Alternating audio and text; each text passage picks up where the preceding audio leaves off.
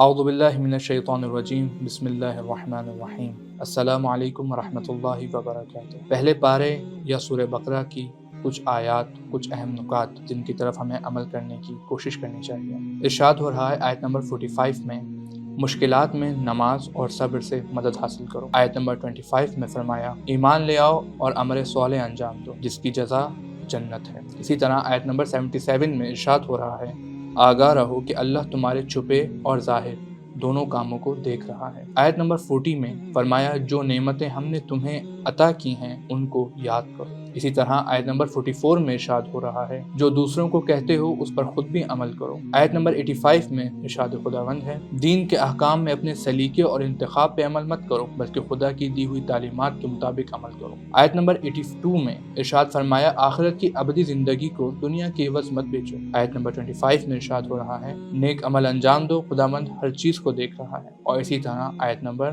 43 میں خداوند متعال ارشاد فرما رہا ہے، نماز قائم کرو اور زکوٰۃ دو۔